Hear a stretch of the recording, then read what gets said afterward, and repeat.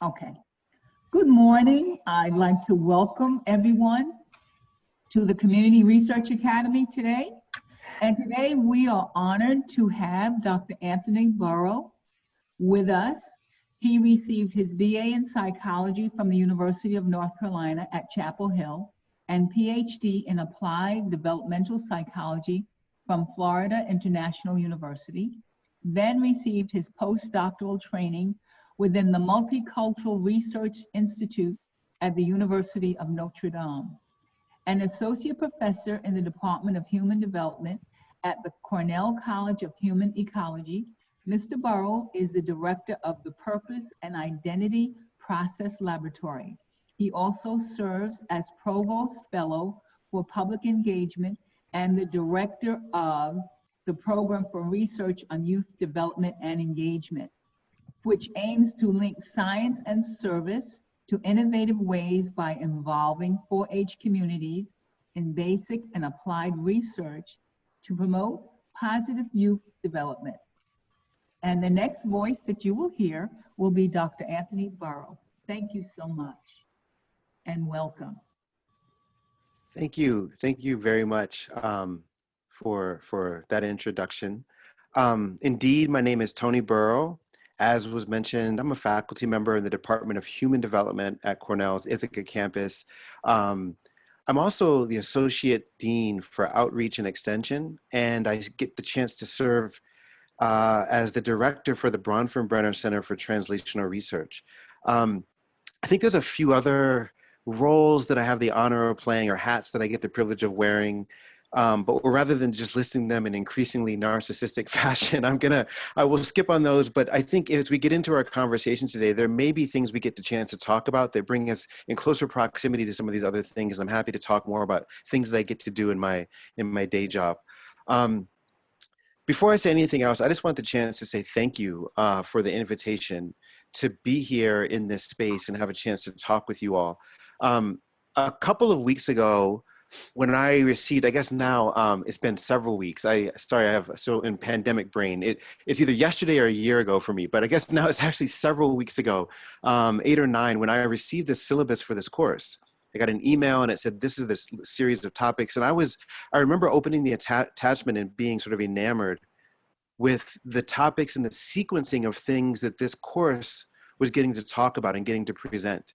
And I found it really interesting and engaging. And I also then saw my name at the end of this, and I then was riddled with anxiety, like, my goodness, what could I possibly add to this series of conversations that folks are having? And so I feel honored for the chance to join you and to continue this wonderful sort of educational exposure into topics surrounding translational science, translational research. I'm just thrilled and tickled for the opportunity for the chance to talk with you. So thank you kindly for the invitation here. As I thought about what I could potentially share, what I've thought to put together was a series of potential conversations around the importance of representation and inclusion in research or in the broader research process.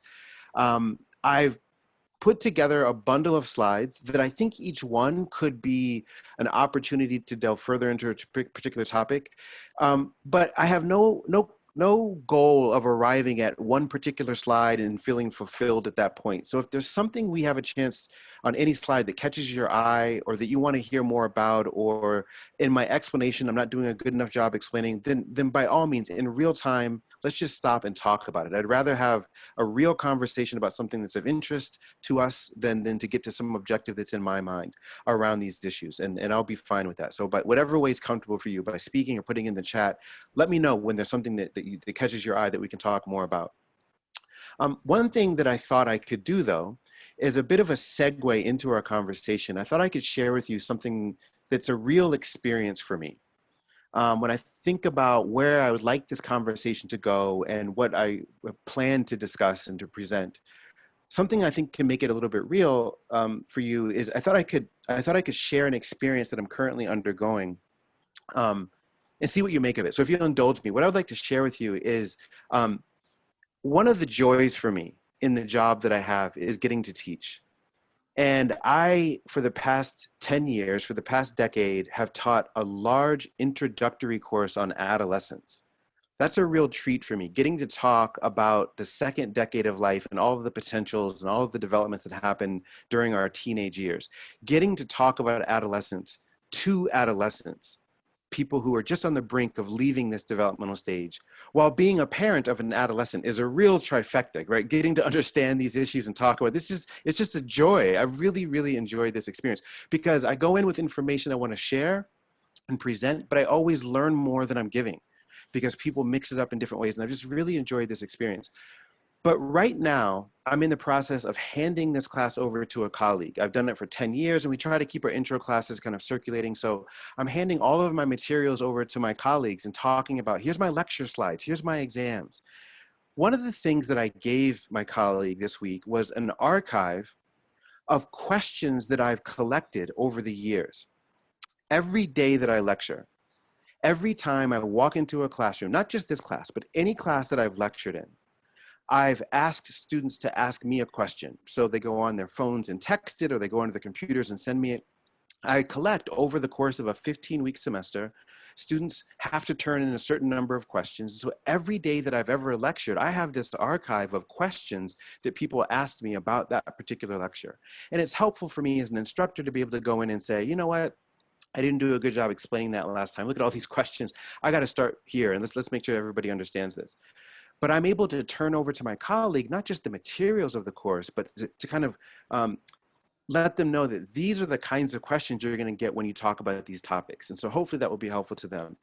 But I was going over this archive, and one of the things I was able to see is over the past 10 years, what lecture elicited the greatest number of questions? So what did I present? What did I share that generated the most inquiry about what I was presenting? And I've shown up today with a real question for you. Would you like to see the lecture material that elicited the largest number of questions over the past decade? Would anybody like to see that? Okay, Yeah, okay. and you know what? Why don't you let us put in the chat a one-off guess as to what we think the topic was? Please do. Throw that into the chat, and I don't know that I can see it, but please do. And Agnes, if you can let me know what it is.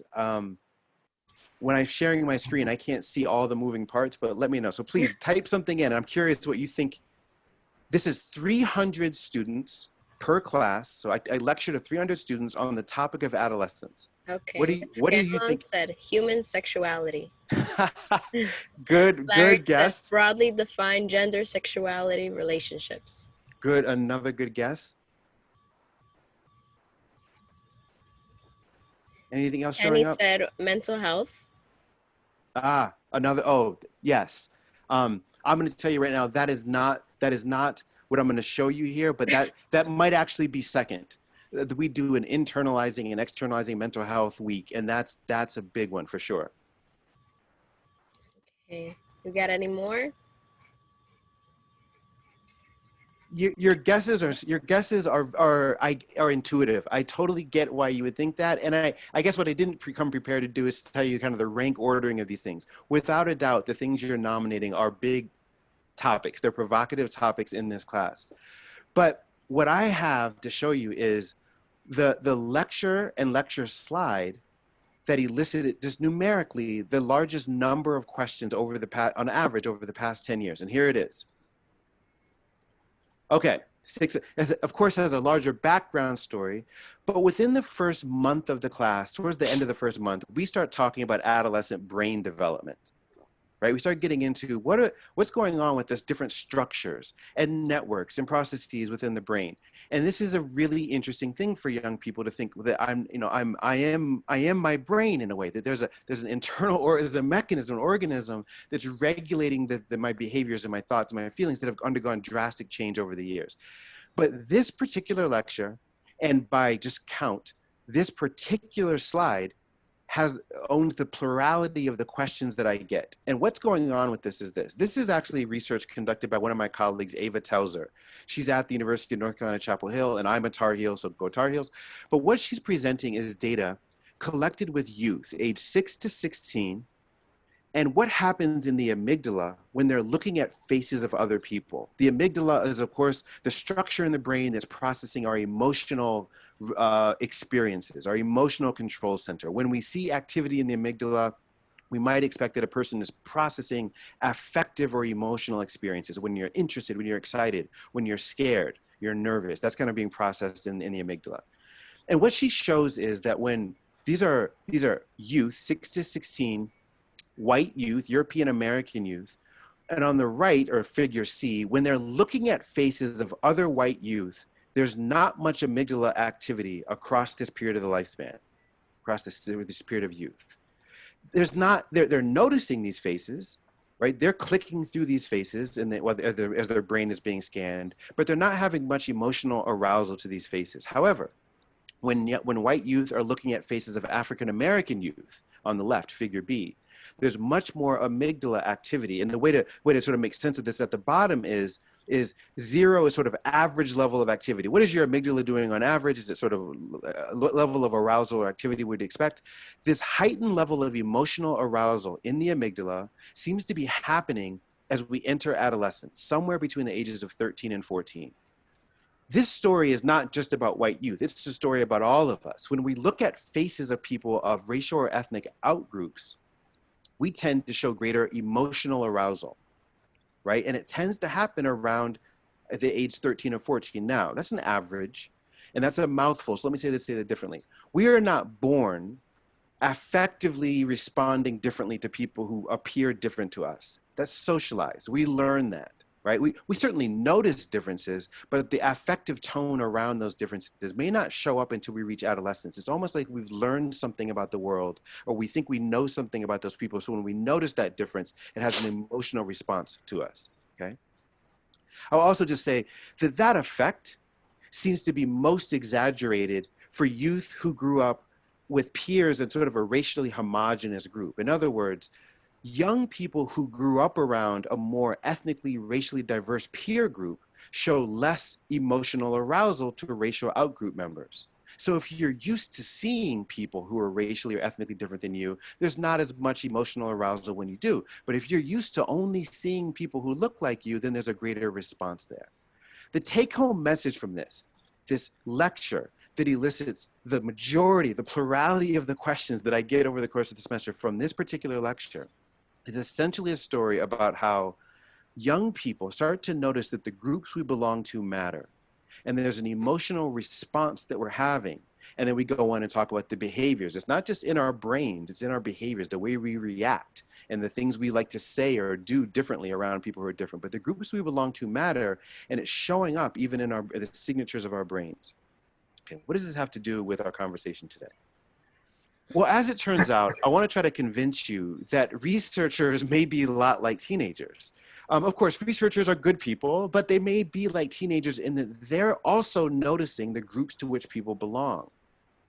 And maybe not unlike the conversation that I dipped into when I first joined is you might expect that researchers are thinking of everybody the same. When they embark on their studies, they're including everybody kind of the same degree. But when you take a closer glimpse at research writ large, you try to consume research, entire bodies of research literature, you realize that people are sort of systematically included or excluded. I'm going to give you an example here. Now, this is just cherry picking. You could do this with any year or unit of analysis that you find most interesting. This is just a few years ago, the FDA, the Food and Drug Administration, when you look at the snapshot of those that were included in their drug trials. Now, these drug trials span all kinds of drugs for all kinds of purposes. Okay? Did somebody say something? Sorry. That's the whole principle of the All of Us project. Okay. You know about All of Us? Yes, exactly. And so here's a snapshot of studies that were approved for received FDA approval for trials. Who's included in those studies? From 2016, go across a few demographics here. So women were represented in about 48%, a slight underrepresentation for the national comparison, but they're underrepresented. African Americans were more drastically underrepresented. African Americans in the United States are about 14% of the population, but 7% of those included in drug trials.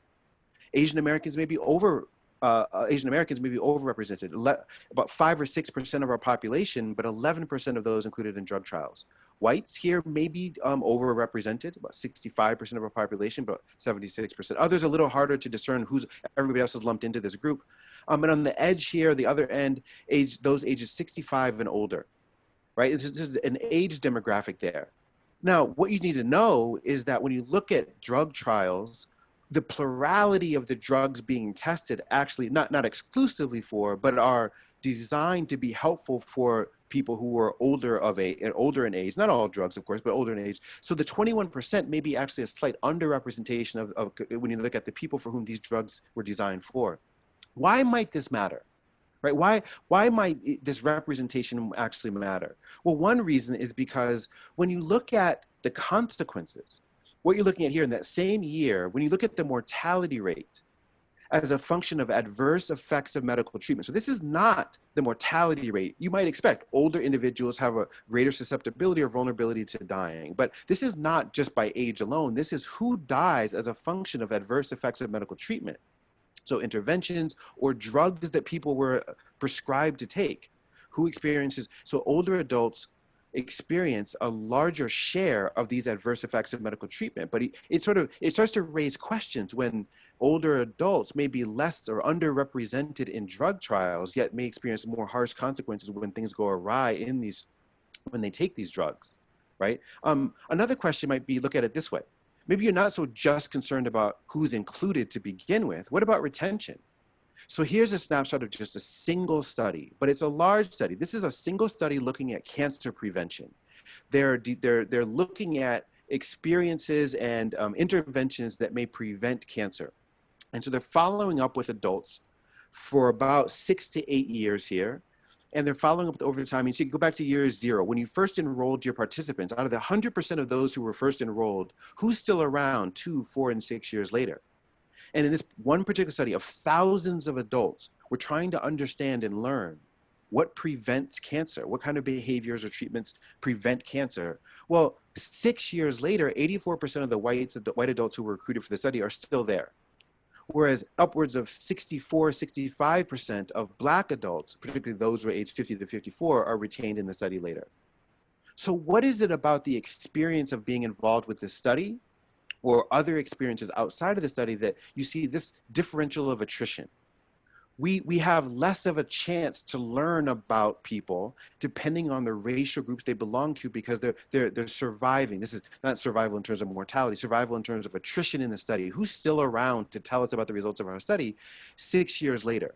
We're losing people at differential rates, which may be a threat to sort of in the integrity of the inferences we can draw from this. I don't mean to pick on any one particular study or funding agency at all.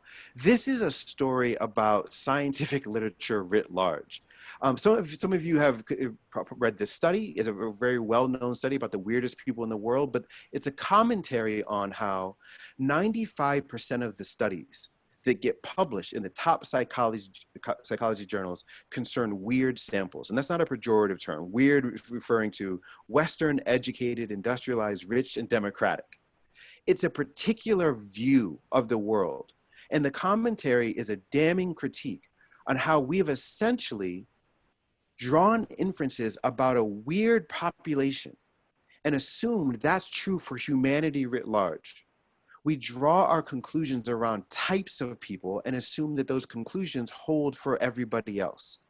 And what we're going to talk about today and sort of delve into is the potential pitfalls of that.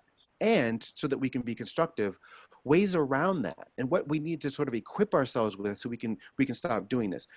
I would encourage, I didn't say this before, but when I talk about a paper of science that's not my own, that I did not produce, I will do my best to showcase the citation at the bottom or you find it someplace so that you can consume the research on your own.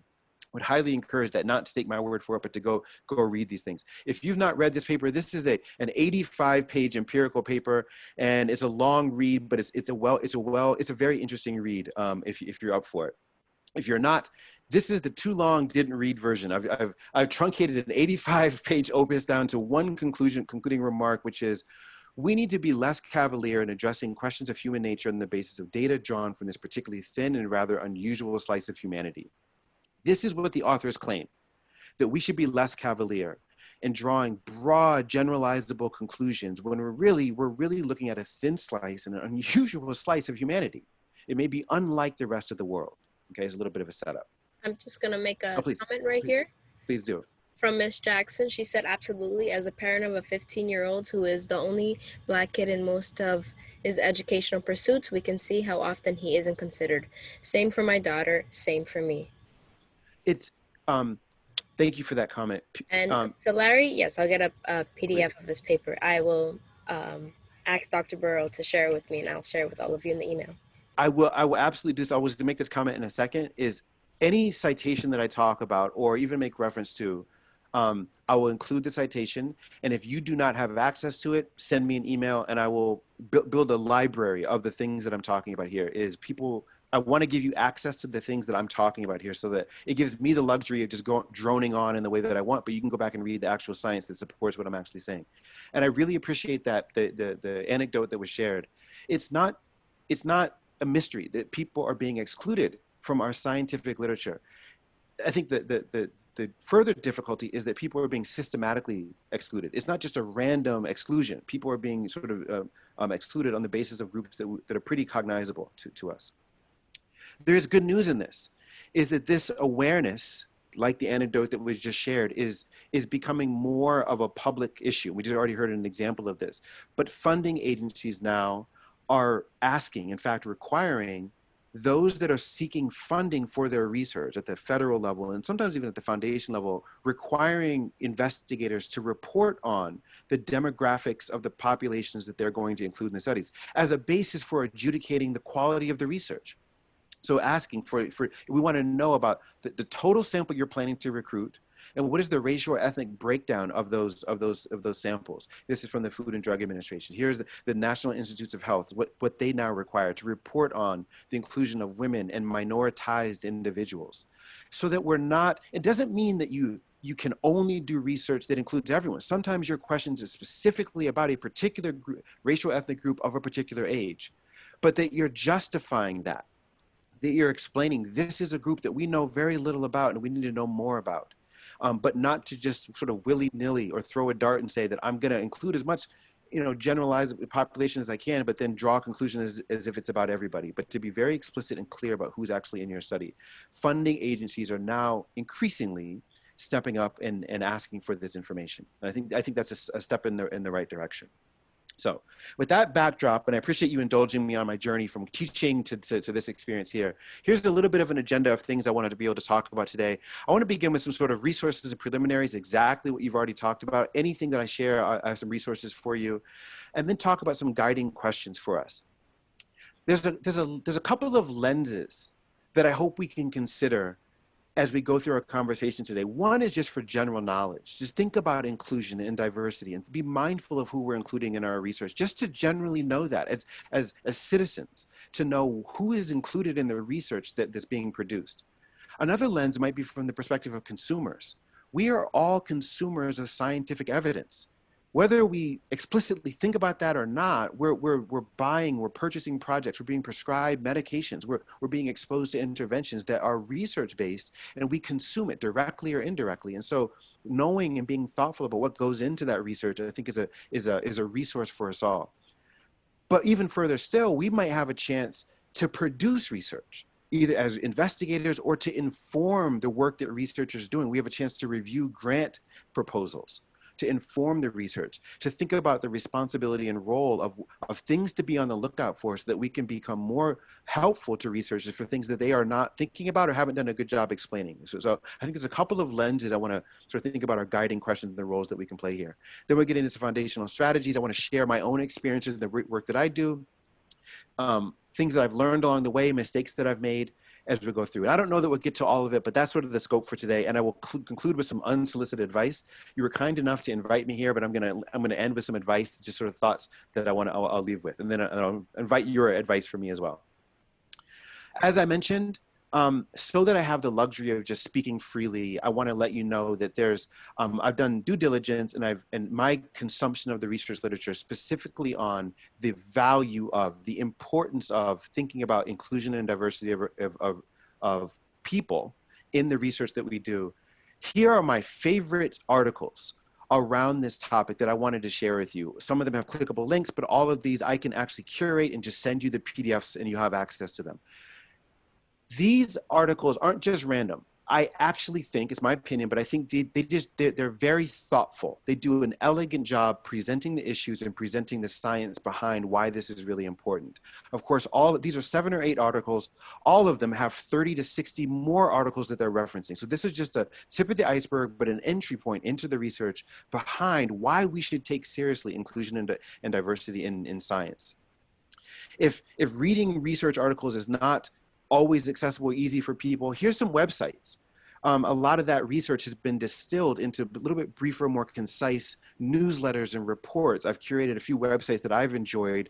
They don't look so clickable here, but these are just, you can cut and paste these into your URL, and you can offer and running with websites that then of course link to other resources as well. If you don't have time for websites, here's some video links. While you're exercising, while you're cooking for a family or whatever's around to this holiday, here's some video links for you. These videos run from 2 minutes to 60 minutes of panels of experts talking about this stuff.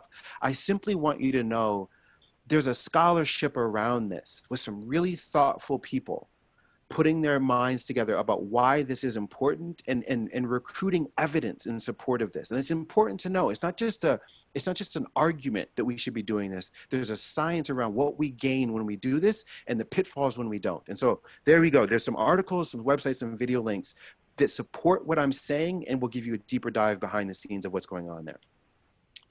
I also think it's important, anytime I'm privileged with the chance to talk about inclusion and diversity, really in any space, but especially when it comes to research, something near and dear to my heart is I want to just take a moment and talk about my hopes and fears here. I've learned from others the value of opening myself this way to people is anytime we get a chance to talk about this, of course, I hope that I can inspire or encourage thoughtful intentionality around addressing a real need to better include and retain diverse participants in research. I don't use diversity synonymous with any particular ethnic group. I mean by diversity, all of us.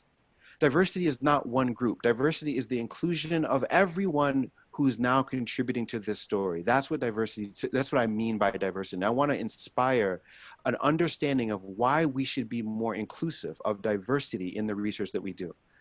But I worry, a concern that I have is that in different crowds, just jumping into a conversation about the value of this, that I ultimately end up exposing communities to practices and people that just commit further damage or problematic treatment as people go into this. It almost feels like it's a license. Okay, I've done due diligence, I've had my diversity conversation, I'm ready to go do research in the community. And I don't want to commit that error at all. I think this is very much the beginning of a conversation for which I'm very much learning. Even though I have a microphone and a headset on, I'm very much learning about better ways to do this. And so this is a conversation, it's a dialogue. And I want to continue to work with everyone to think about ways we can create healthier research that is done in concert with communities. And so that's a little bit of a dichotomy, is what I want to do and what I'm worried will happen is people think, okay, I've gotten exposure to this, I'm ready to rock and roll. And I think we need more sustained dialogue around this. Okay. So now, natural human pause. I want to pause to ask you all a question. I actually, as of 11 p.m. last night, I had 11 questions that I wanted to ask you. And I realized at the time that I had, I wasn't going to be able to get all of them answered. So I've distilled it to just 2 or 3 questions. And so know that if there's a lull in action, I can go back and get some of the other 8. But I have a question for you, and it's not rhetorical. I really want to know. So I'll go to mute in a second. But just the first question I would ask is, in real time, how would you answer this question? Why should people participate in research? Like that's not to me as a researcher, I think I'd never think to even as a default answer, but I really want to know, what would you recruit as an answer to that question? Why should people jog? I have an answer, or exercise, but why should people participate in research? What would your answer be to that? And Agnes, I'll turn to you, or people want to just speak, great, or if you want to type it in the chat, let me know.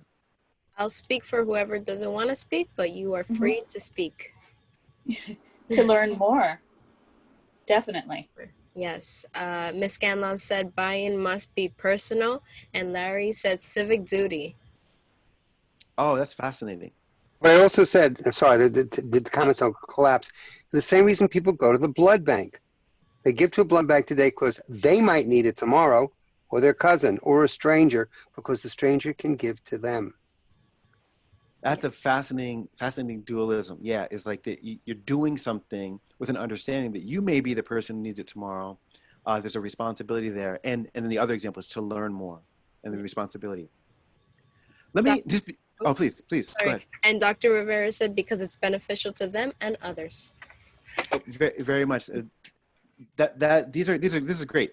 Thank you for, let me, just because we're here and I won't post it here, but just because I'm asking this, what about why not? Like, what if I had asked, why shouldn't people participate in research? Would you just object to that claim, that question altogether? Or could you have an answer for why someone or a group of people shouldn't participate in research?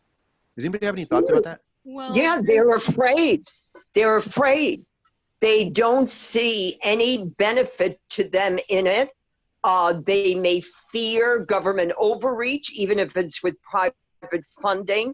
They may not get the connection. Who's ever selling it to them, their leadership blueprint is not big enough, not strategic enough to draw them in, to include them in, and to create a solid level of core comfortability, both emotionally and intellectually. I think we're done here. That concludes the TED Talk. That is what a response. There's so many tiers and responses there and layers in this. Thank you very much for that. Thank you. It's first and foremost a nice corollary to the reasons to do it, because there's benefits for people. But if you don't see the benefits, if the researchers have never even explained or offered potential benefits, or you just don't understand those benefits, then why would you do this? It makes total sense. Let me ask a slightly different question. Please. One more comment before. Ms. Jackson said not to participate allows a continued shoulder shrug, and Dr. Rivera said past negative experience with communities of color. So like one reason not to is based upon experience. It's not just a cognitive exercise. It's I've been burned here before, or there's nothing in this for me or my community. Very also sort of fits in line with this very much, which actually is a nice segue to the second question, riffing on the same idea, but it's a slightly different question. Why should we want a diverse group of people to participate in research? Now I've opened with a few claims here, but just why should we want that? What would you say to that? I just want to say the comment Larry said before, unethical designs, example, phase 3 subjects who will be excluded from the benefits. Okay. Thank you. We're soaking in the next question. Yeah. It takes it's the same path, but maybe there's a little bit of a branch off. You should want people to participate in research, but why should we want a diverse group of people to participate? Well, if only from a marketing point of view and from a legal perspective, hello malpractice, and hello funds for those malpractice suits.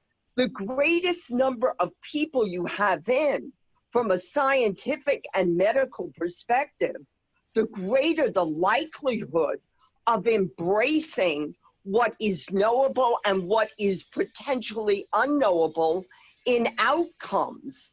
The more, to the extent that all are in, not only are all not excluded, but the people who need to be excluded foreseeably are saved from horrific outcomes. Absolutely. There's the both sides. Is if you include people who can be included, who are okay with being included, who want to be included and should be included, what we stand to produce includes them. We're learning something about all of us, or something that could potentially, we also know the pitfalls of things that may go awry with certain groups or certain individuals. Conversely, people who should be excluded because they may be more susceptible, greater risk for this. We are mindful to that, is we know the limitations of what we're able to ask here. This is the crux of things, is thinking about these questions, I think there's value in just wondering about them, but that's another conversation, but just wondering about these kinds of things and thinking, what is the narrative here? How do we talk about this with people, both with researchers, teams of research who have a deep expertise in what they want to know about the world, but getting them to think, what is the argument for this? Rather than just thinking, because you care, everybody else should care, how do you talk about the value of including people in research and what is in it for them? And what are the boundary conditions of that? Being able to think about this. I'm a researcher. Other than the moments of IRB interaction or ethical conversation with my advisors, there's no sustained training around this. As my questions evolve, people don't come back and say, well, now how are you thinking about why people should be involved? And so I think we need to create communities of people who are comfortable and willing to engage in these conversations. And even when they're difficult or uncomfortable, they're still very important conversations for us to talk about. And you all have just done a bang up job, a wonderful job, making the argument. To make the argument that is derived from the scholarship around this is essentially what you just said. An argument might go like this, of why we should be moving in this direction is, first and foremost, we have an ethical responsibility to share the benefits and burdens of research equally. I think that was literally said by a number of people, is that we can't say you do all of the research participation and then what you produce, I'll take the medicines, I'll take the interventions. That's not how that works. We should collectively think about sharing the burdens and the benefits of research enterprises.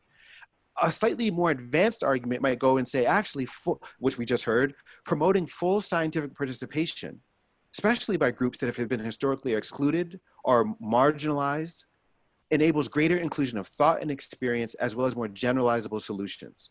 By including everyone, what we produce may be for everyone.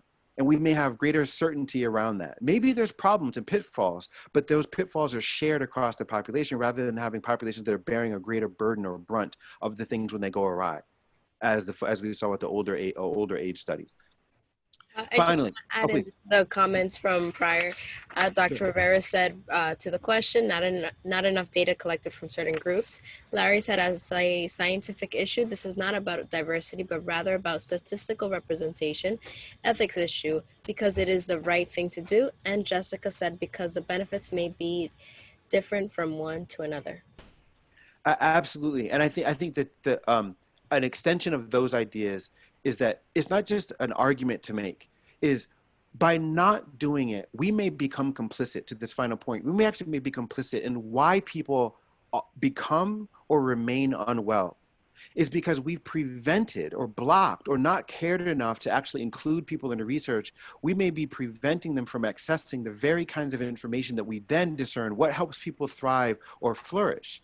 So there's a direct connection between how we start a research project and who should be included in this, and what we're able to tell people out in the world about the solutions that we're finding. And so you all understand this. This seems very, very par for the course for people here. But there's an argument that I think we need to start to elevate when we think about the joys and the benefits of iterative research, programmatic, empirical science, clinical trials. We should be thinking about who gets included in those, because a lot's riding on the line for this, and you all doing a wonderful job acknowledging that. We have to acknowledge, though, this is an ideal. We should do it because it's the right thing to do. That very well may be the case, but we have to realize that ideal, that right thing to do, sits against the backdrop of some pretty curious treatments of people in the name of science, in the name of research inquiry. I know from your syllabus, you've covered a lot of these. You have an awareness and understanding. Because we're members of society, we know about some of the dangers and pitfalls ranging from the Tuskegee syphilis study, Henrietta Lacks and cells, and prisoner radiation experience, the Havasupai blood samples. Communities of people that were told, hey, participate in our study. It's good for you. We're going to be able to learn A. But then researchers are really doing B, C, and D with those data, and mistreatment about people's mistrust and breaking people's trust of what that was really about. I think we need to know the history so that we don't repeat it. But I also think it's important to acknowledge sometimes the exemplary cases of the pitfalls of science, the misuses or abuses of science, obscure the things that somehow don't seem like ethical problems, but they can still be problematic. Is researchers' intentions can blind them sometimes, or obscure or hide some of the mistreatments that happen, especially when you're trying to recruit people from communities that you have not historically recruited from.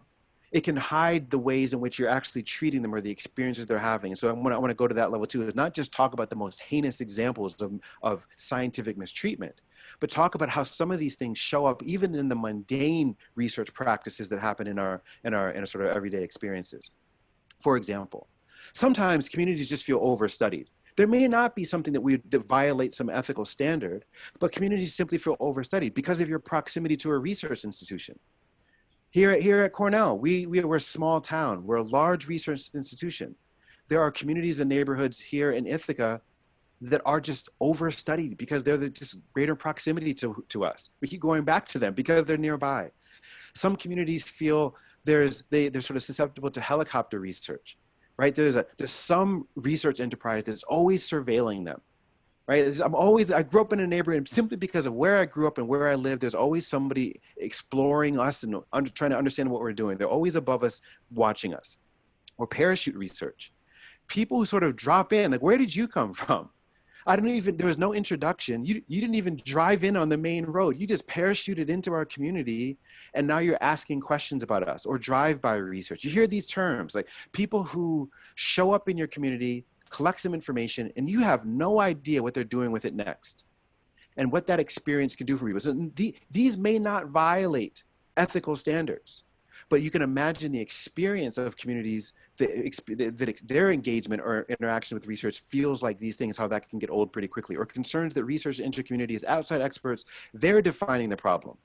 What their literature says is a problem may be totally not recognized as a problem at all in the communities. What does that feel like to be problematized? Right? Or that researchers will drain the resources or hamper the work of the community. So you come into my community and you want help recruiting participants. We can do that. But research takes time, it takes organization, it takes coordination. And we're going to put our resources into helping you collect, but that may be one less thing we can do as a community. Because we don't have there's no way if I get them to show up here for this, they're not coming back for that other thing that we really want them to do. And so those things may fall under the radar as problematic examples to the rest of the world, but they can really sort of make communities wary of doing research. So how do we push back against some of these things, right? I'm oscillating a little bit. I don't want to always give a negative picture. Despite my arguments today, I'm kind of a positive guy. Like I study purpose in life, how young people cultivating a meaningful sense of direction. I really am a positive, smiley person. So let me just say, there's some good news floating out here as well. Here's just but one example of that. When you poll people, these are results of a study that are now 15, almost 20 years old. But surveys like this are continuously conducted, and I think they're heartening in some ways. This is a study of Black women's opinions and beliefs about research. And for example, just you can take any number and kind of think about perceptions of research. Those polled in this study, I think there's some really compelling numbers here. First and foremost, 95% of respondents to the survey say participation in research benefits society. I mean, you all just said something very much the same, that it has the potential to do that. 95% of respondents said participation in research benefits society. I can't get 95% of I study adolescents. I can't get 95% of people to say that they brush their teeth. I mean, that's a remarkable claim that the belief is a wide wholesale belief that research has a benefit to society. Maybe even a high percentage of participating research will mean better care. There's a belief. The plurality of people say that participating in research will wrought something beneficial. I think that's heartening. That is something we can continue to build from. And I would really not like to destroy beliefs in those things, because that's a really important belief given my proximity to research. But it puts some of these other percentages, I think, in a different light that maybe we could consider. A couple of percentages down, the 21%. Participation in research is enjoyable. That's interesting. 95% of people say here, who were polled here, say research is beneficial, but only 1 out of 5 say that it's enjoyable. Maybe that's an insight. I don't know that research, you always have to be smiley and happy about it, but man, if only 1 out of 5 say it's enjoyable to participate, is there anything that we can do to up those numbers? That may increase the likelihood that people will come back, or we look at those retention rates we saw before. Maybe if it was a little bit more enjoyable for them to be involved, we could actually keep them involved in our study. Or look at the bottom, 52%. This is interesting. We just had this conversation. Research conducted in the United States is ethical. I guess it's good that half think so, but that half don't.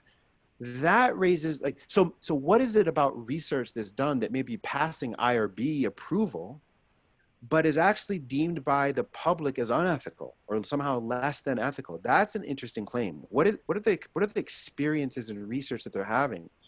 That's an insight. These are descriptive data, but I think they've become doorways for us to explore more about what's actually going on here. Okay. A couple of insights, some pillars that in my own research, my own attempts to do research with communities and to conduct research with communities, here's some insights that I can share.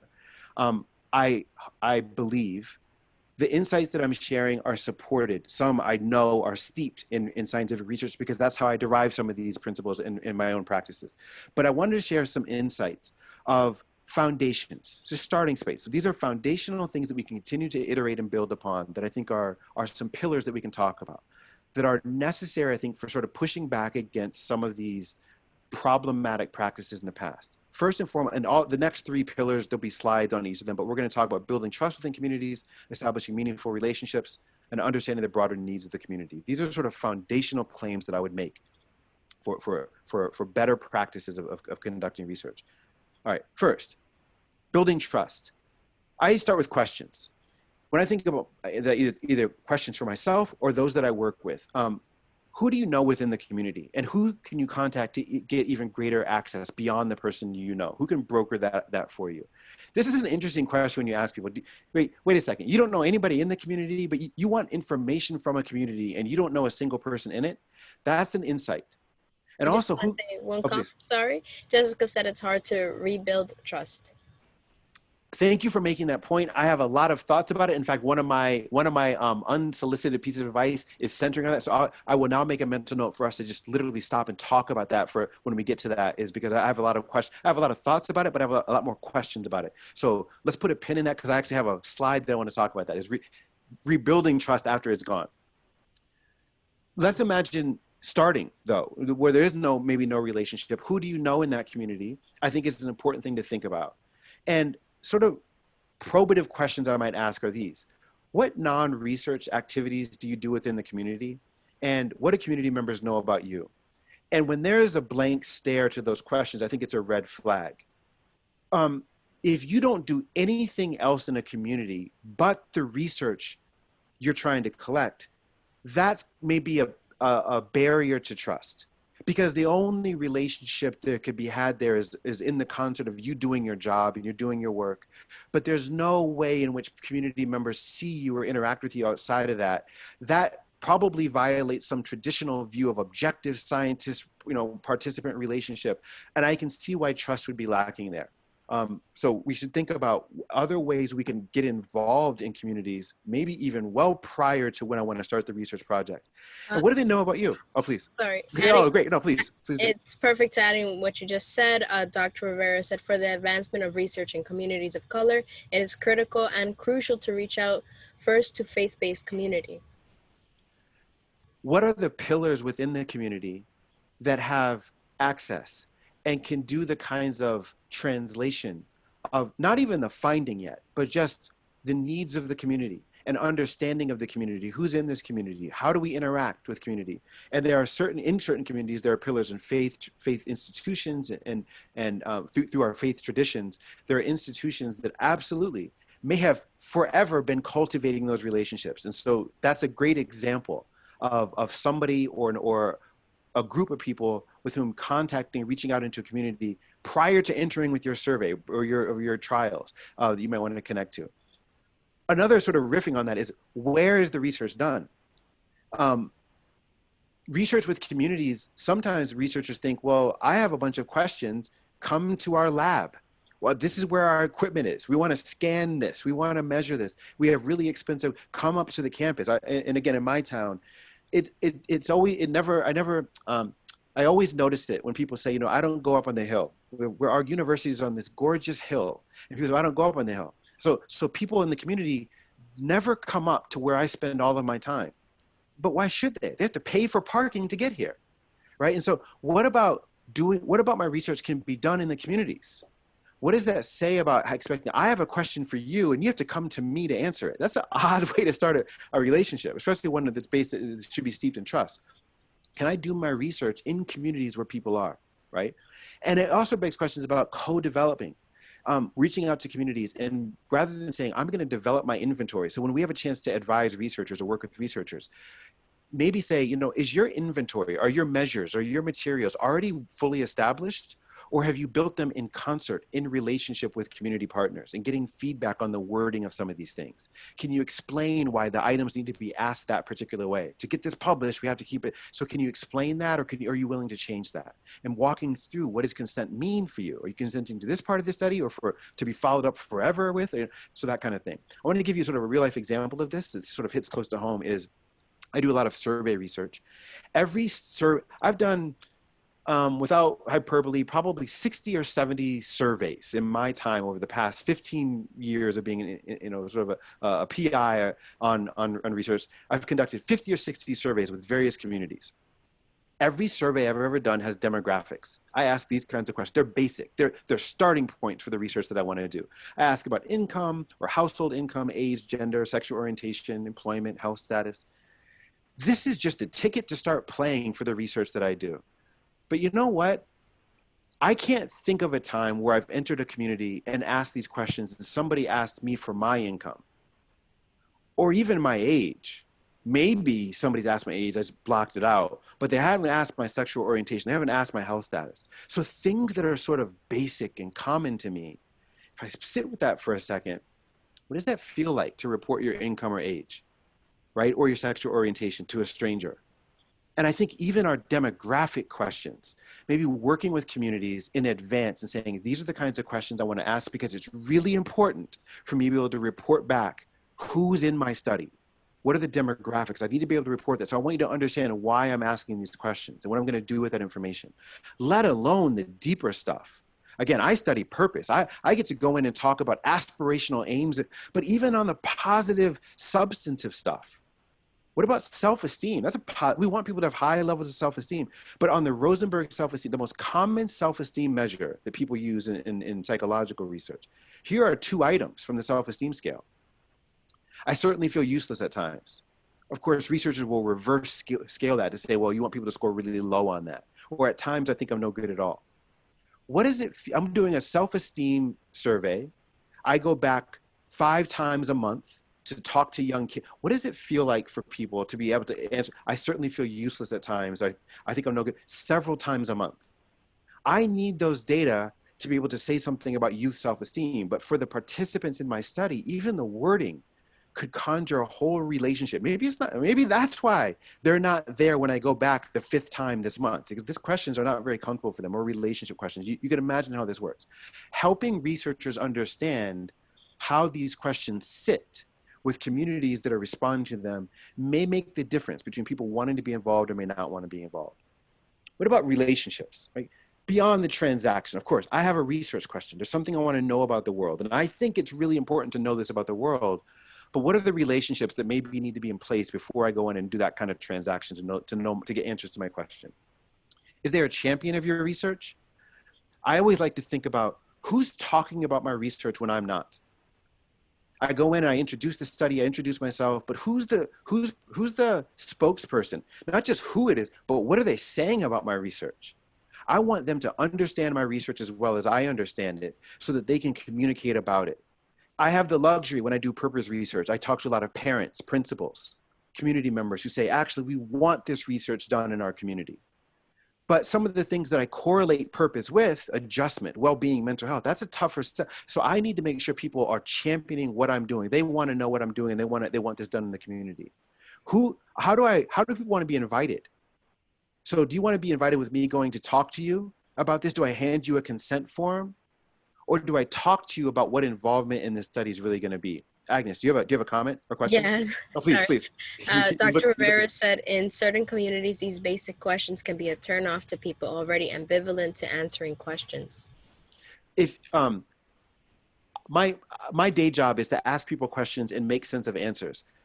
It's easy to forget being asked anything is not people's everyday course. the notion that somebody you don't know is going to ask the most intimate information from you is completely uncomfortable. It's just not what people do. And it's super easy for me as a researcher and my team to forget that and to be able to go talk to people. That's why relationships are so important, is so people to know, here's who I am. Here's why I'm asking you these questions, that there's people around you, there's people in your family may not know some of the answers to the questions I'm about to ask you. Why is that important? That's why should people participate in research? Why should we want everyone to participate in research are such vital questions. Because if we don't think about that, if we don't have a narrative about that, it's going to be really hard for the person who's never answering questions anyway to even do demographics, let alone the more substantive questions. Yeah. Scanlon said, please. Life is a great bundle of little things, Oliver Wendell Holmes. What an amazing group. Oh my gosh. Okay. Everything becomes a deviation. I'm going to derail myself and just get off on all these wonderful things. Thank you. This is so fantastic. Thank you for this. I would also make a claim for in terms of relationship is, how do you maintain communication? I'm a developmental psychologist. I follow up with people over time. What does it feel like when I go back once a month to talk to young people or to people? But so every time I see you, I'm getting something from you. But what about the down times? What about when it's not a measurement occasion? How do you correspond with me? You're a participant in a study. I've invited you into this experience and I'm learning from you every measurement occasion. Well, what about a week in your life when I'm not assessing anything? How can you contact me? What if something happens to you in the world? Can you report that to me, even if I'm not there asking the question? So that's, how do you get people to answer questions who don't want to? And then how do you say, I don't want to know that? So a relationship is important, because you can say, here's how, you can always find me when we do our assessment, but here's how you can find me when we're not doing an assessment. Do they have any access to you when you're not ready to assess them, is a really important thing to ask. And I think we can be helpful to researchers to help them think about what that actually looks like and what that means.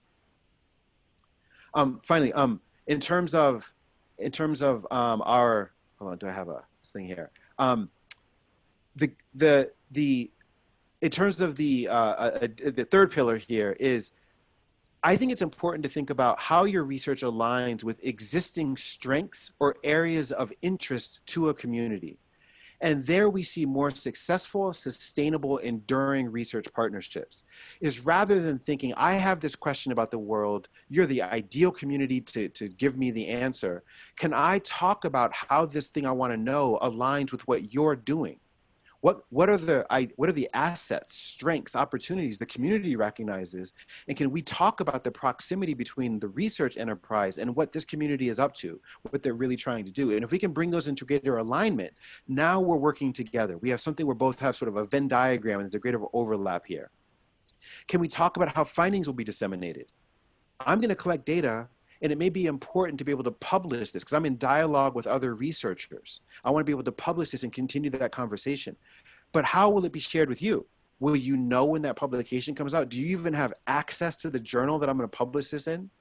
What about a newsletter? What about sharing the data? Sharing these data were collected from the community. They're yours too. Can we talk about ownership of data in a way that sort of has a more enduring way? I also think it's really important to just be honest and transparent. Something that investigators sometimes are not super comfortable with is being very transparent about the limits of their research. I simply want to know, is A related to B? That's a very basic question against the backdrop of the complexities of everyday life. I just want to know, A, how does A relate to B?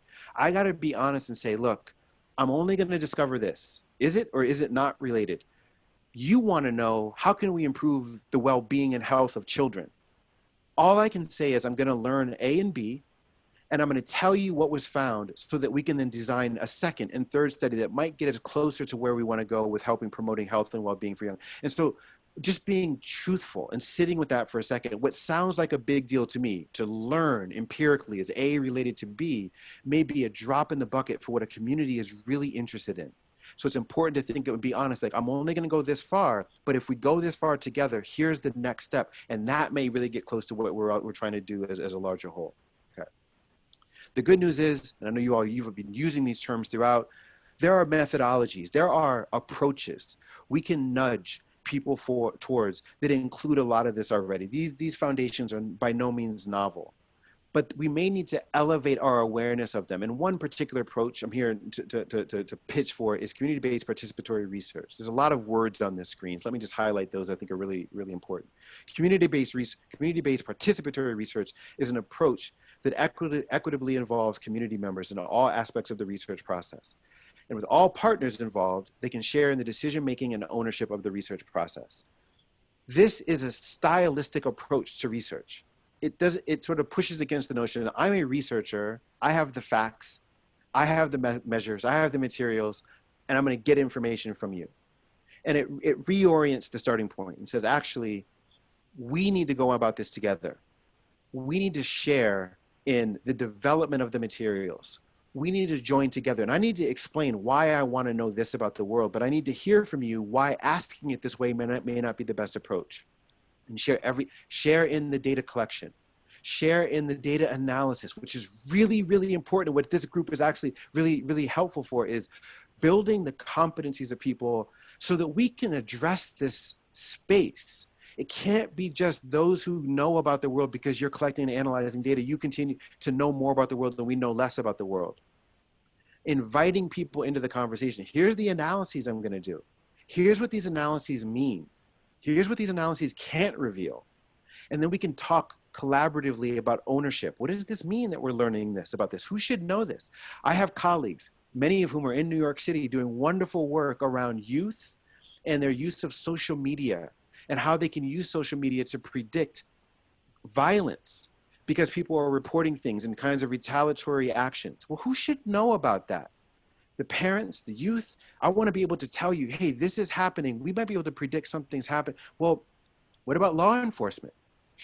Should they or should? These are questions and conversations that we need to be talking about. I'm going to learn something about the world and who needs to be involved in that, who may not be, because it may create more inequity or more lack of safety if certain groups know about that. These are just, I'm not providing an answer, but just these are conversations we need to have.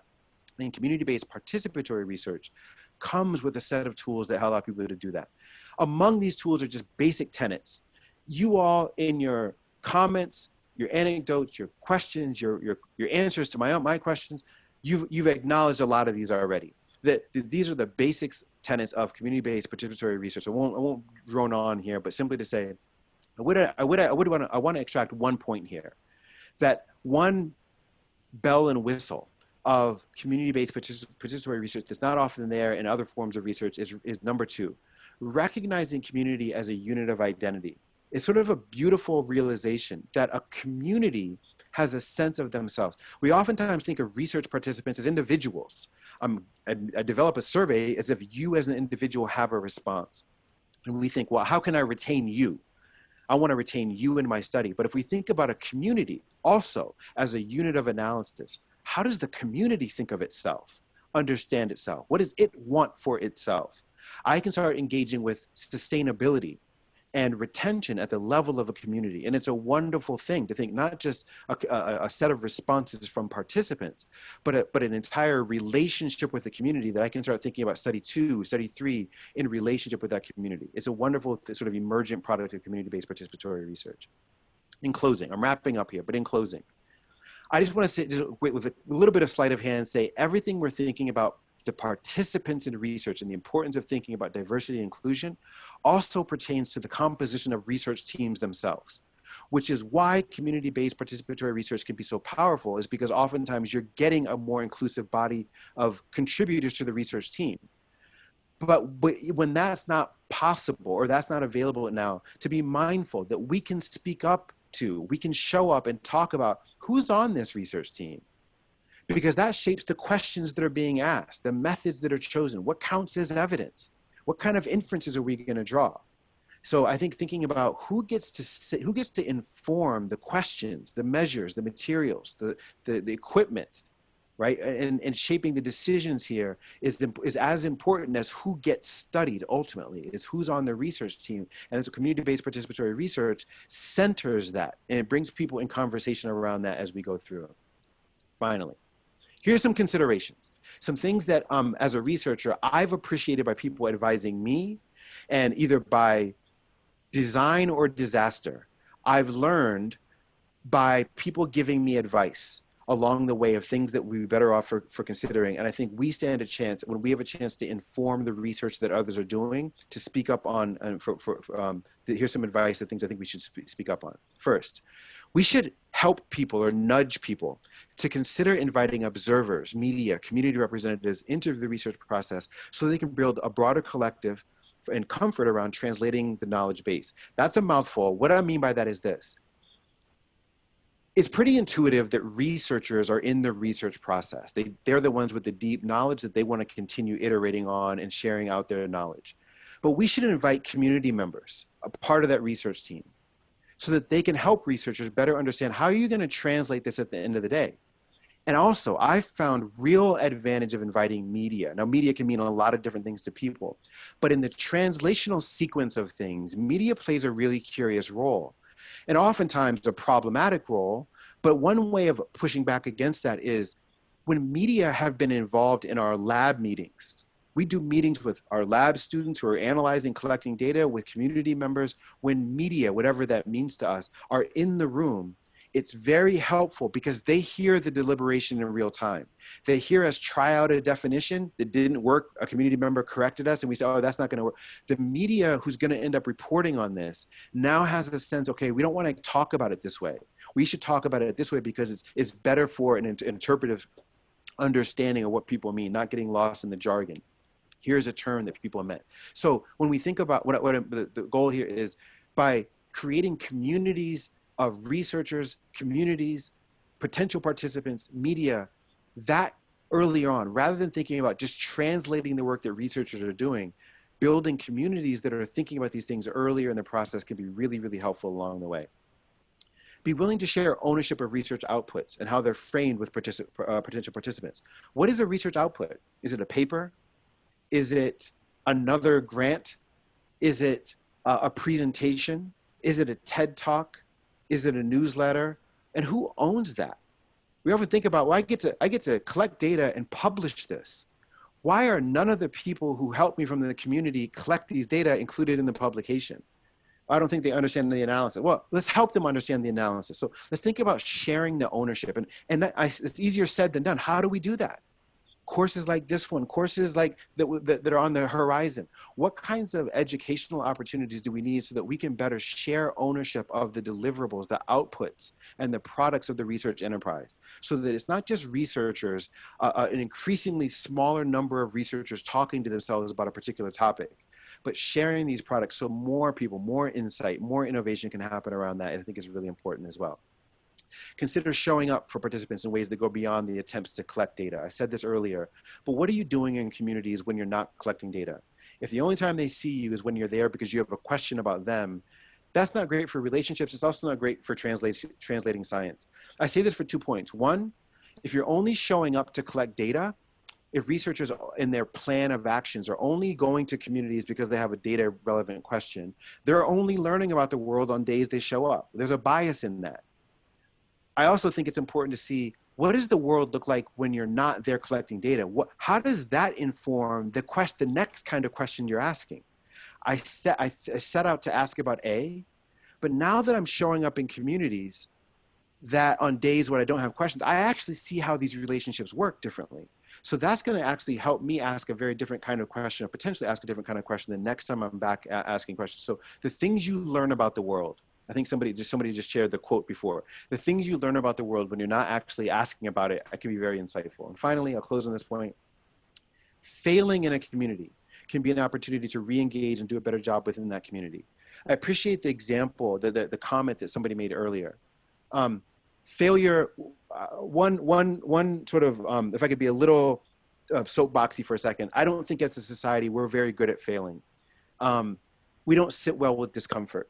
We oftentimes fail and want to say, oh, I can never go back. That was too uncomfortable. I'm going to go to a new community. When in fact, because of your failure, you might be best poised to understand how to never do that again. I speak from experience. It's uncomfortable, but if you can figure out ways to renegotiate trust, to say, you know what, I really messed that up, but here's what I've learned. And maybe on a different scale, can I figure out a way to rebuild the trust with this community? Because I now know maybe better than anybody else what not to do again. And how can we participate in that trust building again? How can I be more transparent about what I'm after? How can I include your voice in what I'm doing? How can you shape what we're doing together? People who failed in communities may have a positionality that can be helpful that we should be trying to exploit and leverage. Now, depending on the failure, maybe it's not worth it. It can't happen again. Maybe that's just the way it is.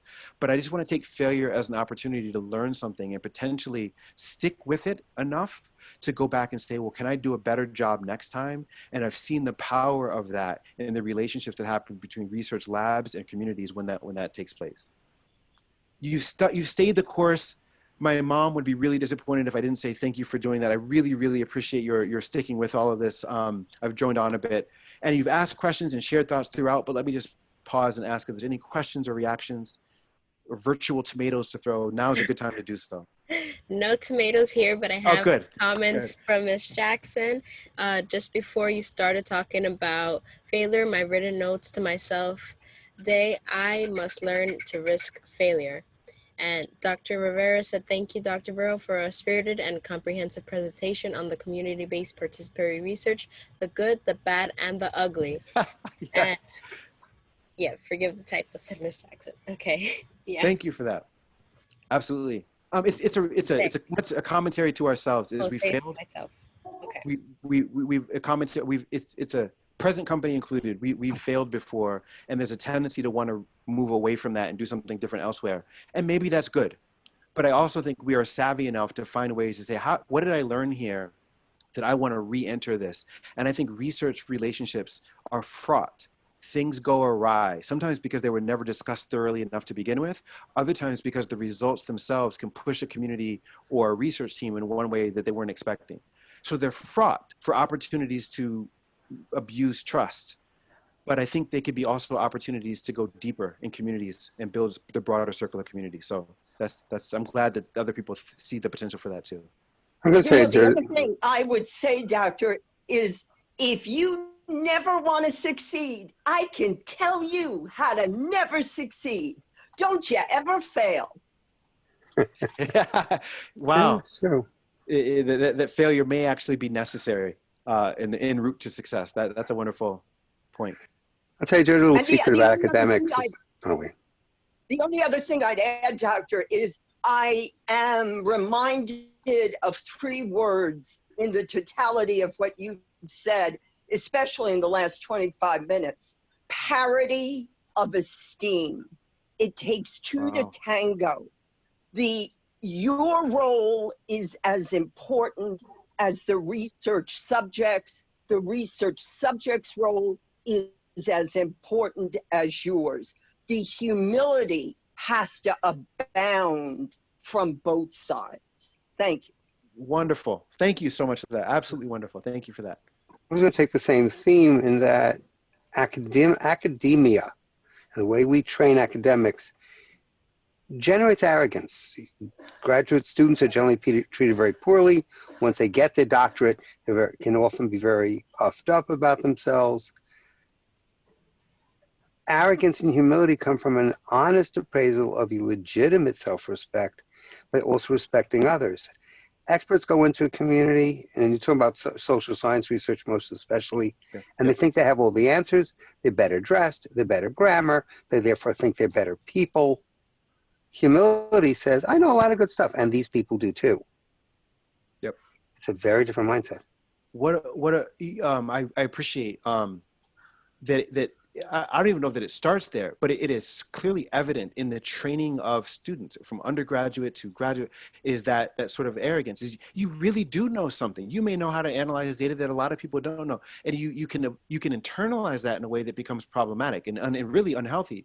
And then you can expose that. You can expose communities to that kind of arrogance. As I know something about you because I've read the paper, yet forgetting they live there. They have a deep expertise in being them that you have no access to. And so I think training, before this class, we began talking about, like, there's a training that's an educational thing too, is how to disabuse people of that arrogance so they don't inflict that on other people. That's true in medical research as well. So few doctors learn how to really take a history because they're much more comfortable, figuratively speaking, staring at the clipboard or staring at the monitor as opposed to really looking a patient in the eye and listening. Taking a history is one of the toughest things to teach a new medical student. We all know how that feels. Like when we feel like we spend our time getting to an appointment. We're already nervous going to a doctor's appointment, and we have a relationship with the doctor that can be off-putting. They don't look at us in the eye. For some of us, they call us by our first name, and we didn't invite that. And there's a whole learning, socialization that needs to take place there. And I think what I appreciate about the comment is it's not immutable. We can get better at these things. We can detect what's gone wrong in the past and use them as opportunities to improve and treat people more equitably, more humane, and really the way we want to be treated ourselves. Thank you for this wonderful. I have one more comment. Well, Please. Jessica says, thank you so much. I've really enjoyed this class. There was so much information, but it was so interesting. The time finished in a blink. And then she also noted that real training is so important, but it is often overlooked. Agreed.